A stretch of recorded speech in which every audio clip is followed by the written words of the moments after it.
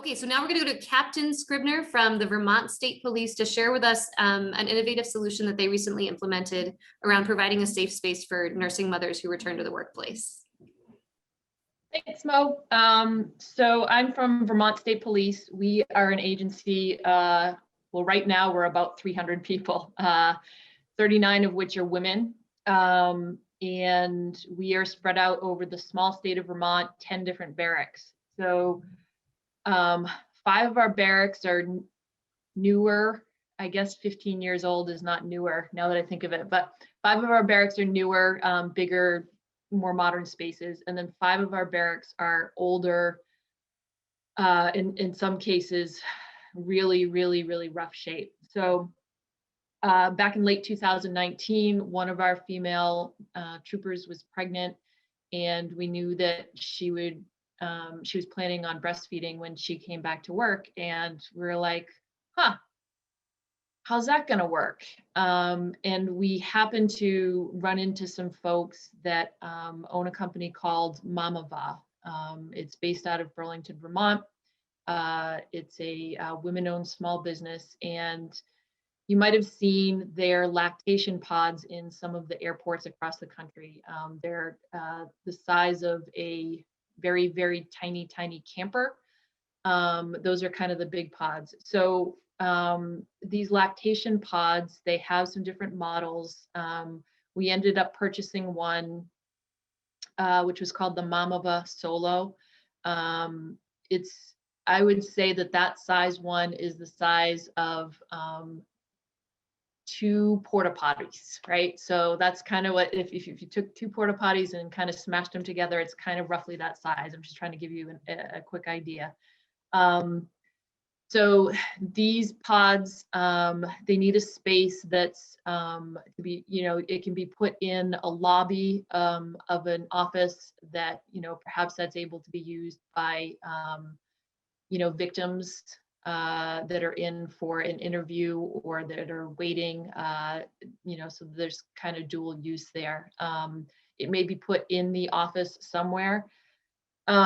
So there are a couple of things that I hope that you will learn from our mistakes. So we were able to purchase this pod, and honestly, the lieutenant that did the purchasing on this, if you had told him when he came on the job 25 years ago that he was going to be putting together a purchase order for a lactation pod as part of his job, he would have told you he was crazy. And honestly, when we got approval for this, as progressive as our department is, it was still a little surprising to me that we were going to, drop $10,000 on a lactation pod for, that could be used for multiple members. But in all honesty, we have very few members that are pregnant. So for one person, really. And I was surprised, but I was thrilled. So we purchased the pod, we set it up in her barracks, and her barracks happens to be one of the old, really rundown ones. And there was not a good place for it. So what we didn't do was put any guidelines for other troopers as far as this pod. So what Mamava suggests is that you implement and document a lactation policy. And there's some more information about that. If you go to mamava.com, MAMAVA, you can read it more in detail, but outline breaks for pumping sessions, and respect pumping sessions scheduled on their calendar. So most moms pump for 30 minutes, 1 to 2 times during an 8-hour shift. And then disrupting that schedule will impact milk production. And that's exactly what happened in this case. When the trooper was using the pod, and she was thrilled with having that option.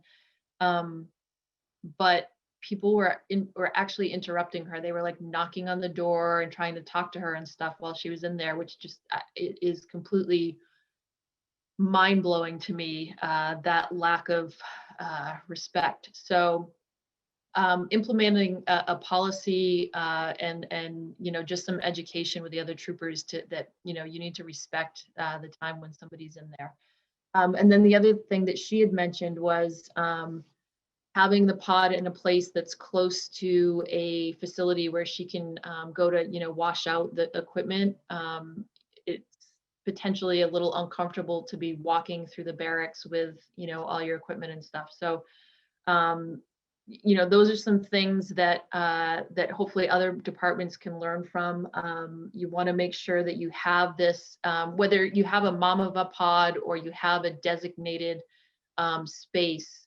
It can't be like somebody's office that you're kicking them out of the office. I mean, that's uncomfortable for the person who's being kicked out of the office. It's also super uncomfortable for the nursing mom to be like, oh, I'm sorry to kick you out. I know you have a meeting coming up, but I need to get in here now. So those are all really important things to make sure that you have those things and that you're really encouraging a supportive workplace culture around nursing moms. I think in our department, it was such an unusual thing. Like it hadn't come up before, and it was just a new thing for us. So we now are at a point where we actually have 2 pregnant moms, and I think this is the first time in our department's history that we've had 2 pregnant females at the same time. So we've had women since 1976, and I'm encouraged that this is sort of some evidence that our department is catching up with the times and supporting our women. So that's kind of the quick information about what our solution was. And if you have any questions, I am happy to answer them.